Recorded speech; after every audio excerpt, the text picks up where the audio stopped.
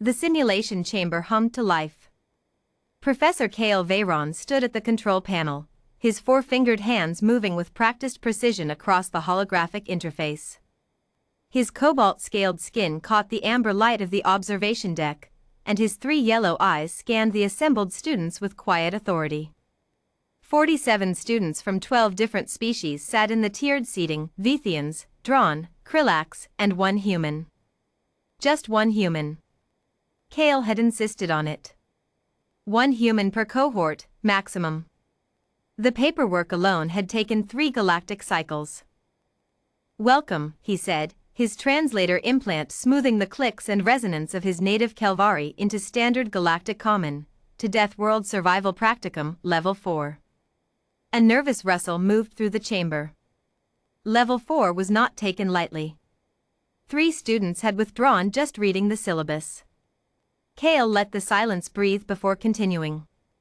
Today's simulation is modeled on Kepler 442b, volcanic shelf region, seismic instability class 7, predator density at 83rd percentile, atmospheric oxygen at 17%. He paused. Survival window, 6 standard hours. Passing condition, exit the mapped zone alive. From the back row came a soft sound. Almost like a yawn. Kale's middle eye twitched. He located the source. The human, Mara Ellison, according to the enrollment roster, was leaning back in her chair with her arms crossed, staring at the ceiling. She looked bored. Profoundly, almost offensively bored. She was small by most species standards. Brown skin, dark hair pulled back in a careless braid, a faded scar running from her left jawline down her neck. Her uniform was regulation, but she'd rolled the sleeves up past her elbows, revealing more scars, old ones, layered, the kind that didn't come from one bad day. Kale made a note in his datapad: "Watch this one." The simulation began at 0900. Students dropped into their assigned zones via drop pod, scattered across the rendered terrain. The volcano simulation was Kale's finest work, years of geological data compressed into a living, breathing hellscape. The ground shook on a 40-second cycle. Lava vents opened without warning. The predator AI adapted to movement patterns. Most students immediately activated their emergency beacons and requested extraction. 3 made it past the first hour. By hour 3, only 1 student remained in active survival mode, tracker still green, moving steadily northeast toward the extraction point. Mara Ellison. Kale watched her feed from the observation deck with growing disbelief. She hadn't panicked. Not once. When the first seismic event had opened a fissure 3 meters to her left, she'd jumped right without even glancing down, as if she'd calculated the direction of the crack before it finished forming. When a Kepler apex predator, a simulated 6-limbed gravescale, had emerged from the rocky scrub, she hadn't run. She'd stood very still, controlled her breathing, waited for it to lose interest, and then continued walking. She didn't have the best equipment. She hadn't grabbed the survival cache near the drop zone, a decision that had baffled the teaching assistant reviewing the feed. She left the thermal gear, Assistant PRYNN said, confused. The temperature drops to -11 at elevation.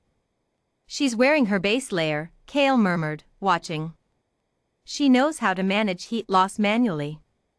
She doesn't need it. At hour 4, she reached the mid-zone marker. No other student had gotten past the volcanic shelf.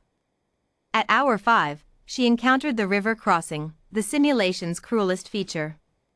Flash flood conditions, debris in the current, unstable banks. The water temperature was a simulated 4 degrees Celsius. She waded in without hesitation. PRYNN made a strangled sound. She's just walking into it. She's reading the current, Kale said quietly. She crossed in 11 minutes. She emerged on the other bank, wrung out her braid once, and kept moving. At hour 5:43, Mara Ellison stepped across the extraction threshold. The simulation ended. The debrief hall was quiet when Kale walked in. The other students sat in their seats, many still processing the adrenaline dump of the simulation, some nursing minor bumps from the haptic feedback system. Mara sat in the front row this time, elbows on knees, looking only mildly more engaged than she had that morning. Cale set down his datapad and looked at her for a long moment. Cadet Ellison. Professor. You passed. Okay. The room shifted.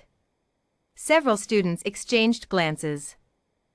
Cale pulled up her biometric feed from the simulation on the main display. Heart rate, cortisol markers, microtremor data. Your baseline stress response during the Gravescale encounter was lower than your resting rate at drop-in. Mara glanced at the display. Yeah. That is not typical. I've had worse things look at me. A Vithian student near the back, Cadet Thessan, top of the cohort before today, leaned forward. The water crossing.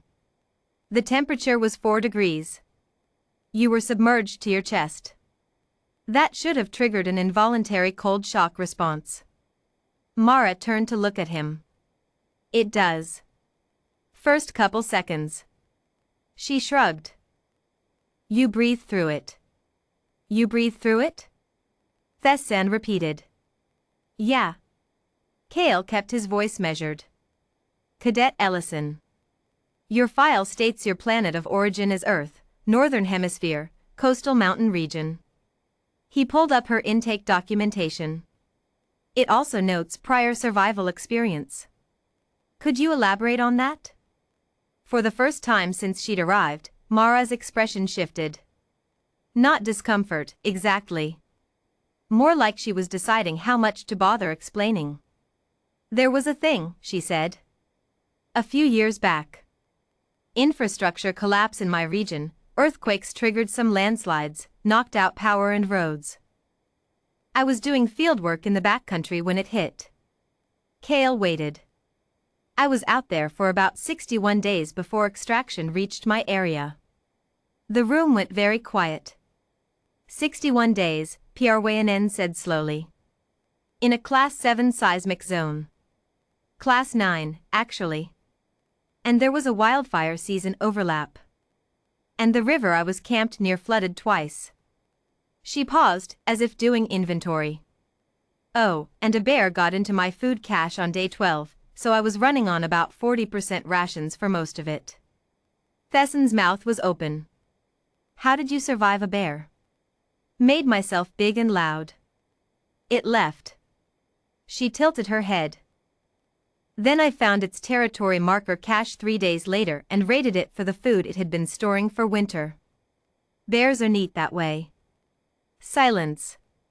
Cale stared at his datapad. He stared at it for a long time. Then, quietly, he said, you raided a predator's winter food supply. While malnourished. After a Class 9 seismic event. During a wildfire. I needed the calories. You needed, he stopped.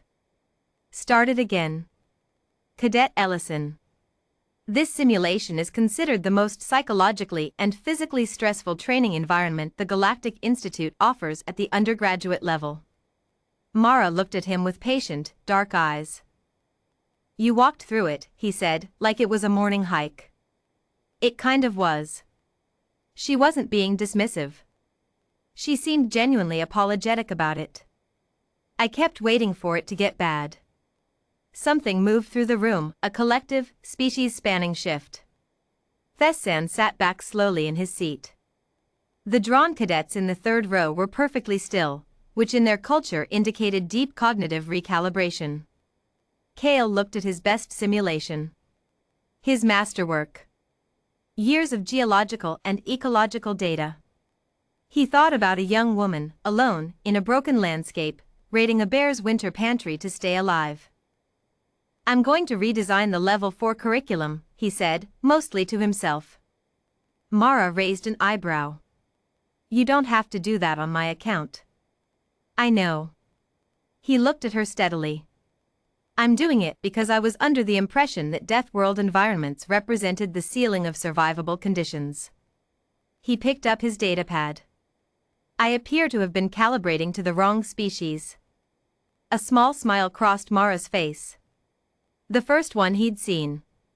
"Don't feel bad," she said.